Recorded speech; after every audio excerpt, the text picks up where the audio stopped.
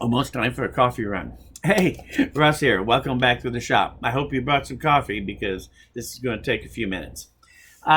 Yesterday we talked about the Ryobi battery and the supercharger. And first thing I got to tell you is Raz gave his approval. So if you're interested in that PDF file where he showed how he took the supercharger and added the capability to use it as a battery pack, and it still charges. Now he's got a minor bug in there he has to work out, so the instructions he sent me don't include that fix. So if you want to do that, you can go for it and get the PDF from me, and you'll have enough information there to get a functional battery pack. If you want to continue to use it as a charger too, he's on the right track for that. Now, my supercharger, I had forgotten until this morning. Mine has a problem. It doesn't work. That's why I stopped using it. It overheats after about 20 minutes and shuts down. Everything goes blank. And you have to unplug it, let it cool off, and plug it back in. And it's very warm to the touch on the top of it. So there's something wrong with mine. It's very unfortunate. I was disgusted. But I don't like it anyway because that charger... now, they did correct me. It charges at 4 amps, they said. But I can't verify that because mine doesn't work. But I assume that it's probably right. If you look at the bottom of it, and if you look at any of these chargers and look at the rate that it charges, this is 85 amp hours. Or, I'm sorry, 85 watts is what it is. So that means that at 85 watts, you probably are pumping 45 amps into that battery at one time. So that's probably a 4 amp battery charger. Yesterday I said that they all charge at 2 amps. Well, I was mistaken. It's all the black chargers charge at 2 amps. Some of the yellow ones and the superchargers apparently do charge at 4 amps. That increases a lot. That means that I can charge up a 9 amp hour battery in 2.5 hours instead of 5 hours or 8 hours. So it makes a big difference for charging up especially these bigger batteries, to have the 4 amp. But that also tells me that I think you can increase, as I said yesterday, the charging rate of this. I think you can go all the way up to a 1C, but we're going to have to do some testing before I can confirm that. That means that a 9 amp hour battery, I ought to be able to charge it at 9 amps and a 5 amp at 5 amps. I don't want to charge a 5 amp at 9 amp rate, so I have to have some kind of variation on my charger that I would have to put input to make it charge at a different rate. I see now why they don't want to do that, because that means that you have to actually think before you start using that battery charger. And if you do it wrong, you might damage the battery, and then you can blame the company that made the battery charger for the problem. Well, I don't have to worry about that. And so anything that I make here in my shop, honestly, it is not idiot proof. And if that doesn't explain it, I don't know what else will. But I make it so that it is functional. And I understand enough to understand what a 9 amp hour battery is and what it's capable of versus a 5 amp hour battery. And also if I plug a light in, or if I plug in a whole row of lights, or I run a circular saw, I understand that I'm running a lot different power, and that what this will get out of this will be different than what I get out of the other. You have to have a basic understanding if you're going to do some of the things that I do, so that you don't overload your system, overload pulling off your battery. You have to be careful of those things always. Now, most of these manufacturers that sell to the general public have to protect themselves from that, and they have to make them idiot proof. So that's the big difference.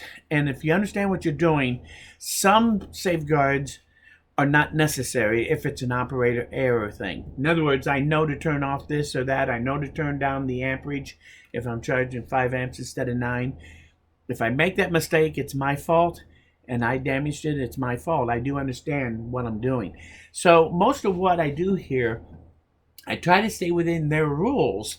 And with the fact that they have a BMS in here, it does really complicate what this battery can and can't do. And they do keep it secret of what you can do with this battery. But that's okay. But I have decided that this is my battery of choice for doing multiple battery packs ideas, because I use them anyway in the shop. And so I'm going to be keeping them around. I'll be using them to a certain extent. I rotate through them even when they're sitting on the shelf.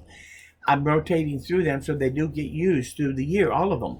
And by having the extra ones, if the power goes off, then I have all these extra batteries to make several battery packs. And I can rotate the batteries in and out and charge them and keep those battery packs where I'm using it if I want, like on my computer and that sort of thing.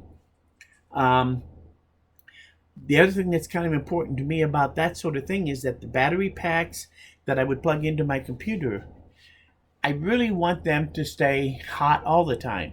I don't want to have to pull all the batteries out and then put new batteries in, because that means I have to shut the computer down. I would like to be able to hot swap them and have the thing to keep running. So I can keep running it, bringing these to my charging station area and charge them up when I'm off grid, and still continue using the computer without having to turn it off and back on. So I have different needs for different areas that I would need to have power when I'm forced off grid. And I think that the battery of choice, I'm using a universal battery on all my packs. My battery of choice is going to be the Ryobi, because I already use them.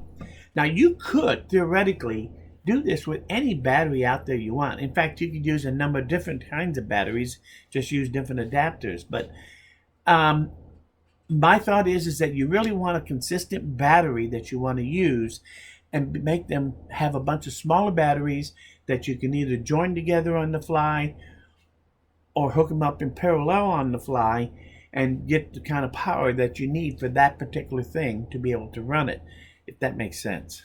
That was a pretty bad rambling, wasn't it? But actually, you don't have to use the Ryobi system. You don't have to use any tool battery. Now, that's one of the advantages of these are lithium-ion batteries. And I will tell you now, and I was warned about being careful not to overdo things with this, because they can actually explode. And yes, they can. But that BMS is there for a reason. It keeps me from doing that. And I don't know enough batteries that if I wanted to, I could very easily build my own batteries, but I'd probably be dangerous doing it, because I don't know enough about doing it yet to feel comfortable that I know that I'll have a safe unit when I get done. But I can pick these up and use them to a point where I break it. But if I break it, it isn't going to explode on me. I've never heard of one of these things exploding. Maybe it might happen somewhere out there. That has to be so rare.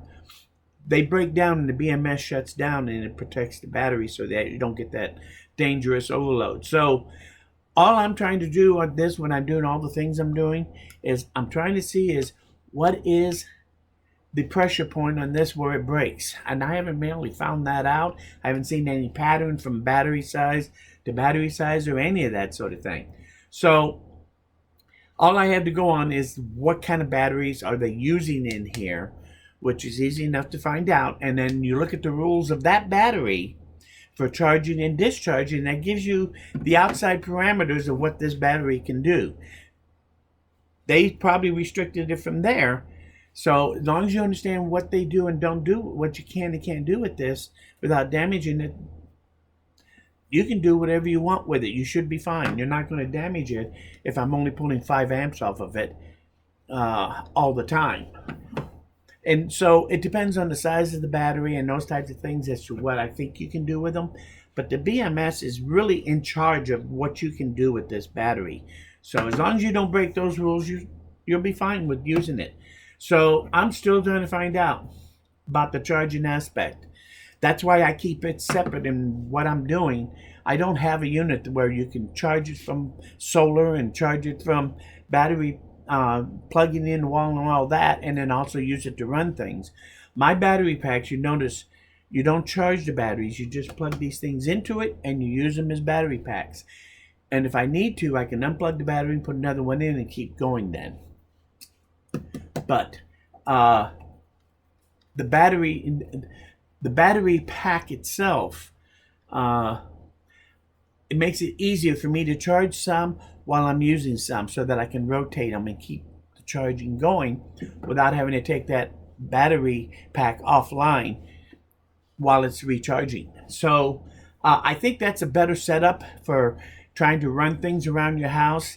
The only other way you could do that, quite honestly, is you have to bring power into the house and charge the whole house up with power. That's where a power wall would come in, that sort of thing. But I'll tell you right now, that's a lot more money.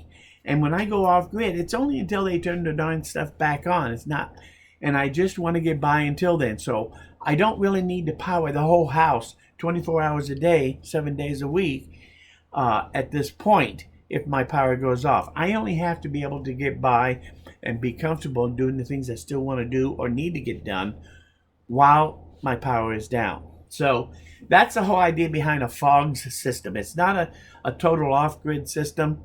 And everything I do is now because I make it modular off of one battery type. And that way, everything that I do plugs in and works off of this. So I can always calculate what I need and all that sort of thing on the fly easily because I'm using one standard. Now, you can apply that theory to any battery. It doesn't even have to be tool batteries.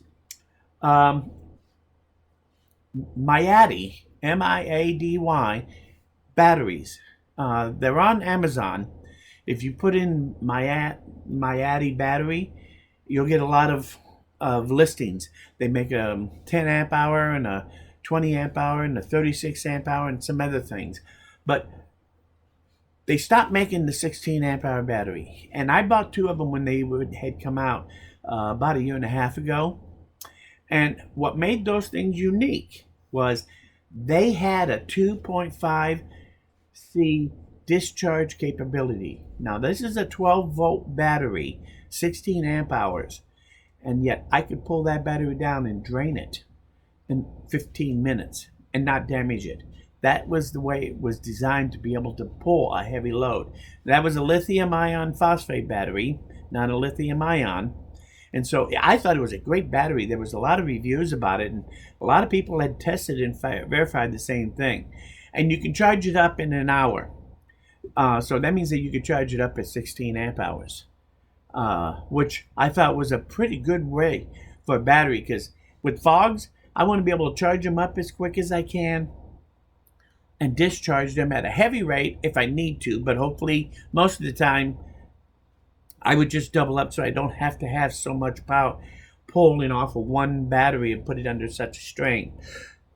That's when you start paralleling your batteries together to give you a little more easy ride for those batteries rather than draining them hard. But charging them, you don't have any choice. You got to charge them up individually, and you have to follow the rules to charge them up. So you want something that you can charge at a rate of 1C minimum. If you can't charge it at 1C, whatever battery you're using, I would hesitate thinking about using it as my base for all my universal batteries, because you want to be able to charge them as fast as you discharge them if need be. Well, almost as fast. You want to be able to take and put them back online within an hour or so, if you can. That just makes it easier to be able to swap your batteries out. The Miady battery, I really liked it because you could get so much power out of a 16 amp battery. I could use, if I'd wanted to, I could have gone and bought 10 or 15 of those things, or 20 of them. They were going for, when I bought mine, it was right at $51 a piece. Boy, their batteries have gone back up in price if you hadn't noticed. And now that 20 amp is like $90. So it's a shame, but batteries have gone up in price quite a bit if you hadn't noticed compared to what it was a year ago for some reason. I think that has to do with the tariffs. So, but anyway, this Miady battery, I do have two of them. I put them both in one, was going to get a 32-hour battery pack out of it. But now I've been thinking about that. We actually have another way we can do that. What if we were to take a Ryobi battery, put a plug-in on it, so I could take this Ryobi battery and take the power from this and push it into that 16 amp hour battery. That means I could take that battery pack and have a 16 amp hour battery pack, plug in somewhere and use it.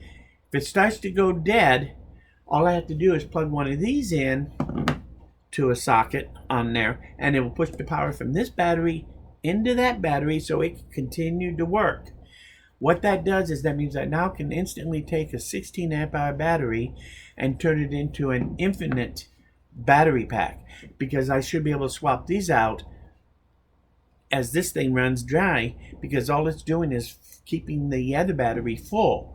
The only reason why it would run out of power is if I was drawing more power from the unit than what I can put into it from a single battery. So if I can charge this in at 10 amps, let's say, I wouldn't want to do it that way, but you could theoretically. And if I put this where it would be pulling 10 amps every time I put it in, it would push the 10 amps into there. As long as you're only pulling under 10 amps out of the battery, you can keep swapping these out and charging that one back up till it's fully charged without any problem. And so it would never run out of power because you're swapping out the secondary battery. Or if you wanted something just simple, say, 16 amp hours ain't quite enough, plug a 9 amp hour battery into it. Now all of a sudden you got a 25 amp hour battery instead of a 16 amp, and just plug that in and run it that way. This will do nothing more than trickle charge it or push the battery charge into that to keep that one fully maintained at its full charge until this runs dry. Then the other battery would then run dry, so that to run that battery pack dead, you have to use up all this battery and the 16 amp hour battery. I've been thinking about the circuitry on that sort of thing, and I have it figured out how to do that. So if you stay tuned, we're going to make a battery pack that you can use and on the fly plug Ryobi batteries in and out of it to keep it charged up. So I can charge these up in my charging system and swap them out on those battery packs, those 12-volt battery packs, as well as use these to run a Ryobi battery pack that I'd be building. It runs strictly off of Ryobi batteries. So I'm going to split my two 16 amp hour battery packs. Instead of having one 32 amp hour, I'm going to just split it into two 16 amp hour battery packs, and then put a socket on there for the plug into this, and I can turn them from a 16 to a 25 amp hour battery pack instantly. And I should be able to also swap the batteries out so that that will never run out of power, as long as I can put the power from these in faster than I'm drawing it out, if you understand what I'm saying. So anyway, I've been rambling a lot. I really want to do that project with those 16 amp hour batteries, split them up into two cases instead of one. And I also want to take that 4-pack battery pack, Ryobi pack, and get that done. If I would do, I have so much stuff to do. I don't know if I'm ever going to do woodworking again. This is terrible. No, I'm just kidding. I still love to do my woodworking, and we still try to find time for that when we can. But there is a lot of things that you can do with these, and when they get done, all these battery packs will be very handy to be able to use in an emergency use if I need to, or I can choose whatever size battery pack I need to do a particular task if I'm working in the backyard and I need some extra power back there and that sort of thing. So stay tuned. These are some of my ideas. I get them mostly from other people, quite honestly. So if you have any ideas or thoughts about this, I would love to hear it, because just like what Raz did, it opened up a whole new idea about some different things that we can do. And it's more than just one mind working on it this way. So keep in touch. Tell me what your thoughts are about this stuff. Any cautions are always appreciated, because sometimes I don't think about that part of it as readily as I should, even though I try to. So if I'm missing the boat on something, don't be afraid to tell me. But please, don't be afraid to leave a comment in your thoughts, because they all come together with everybody that's watching these things. If you learned something here, you like this video, hit that like button. Lets me know I'm doing something right. Most importantly, though, please come back again, because I'm nowhere near done. Thanks. We'll see you guys again very soon.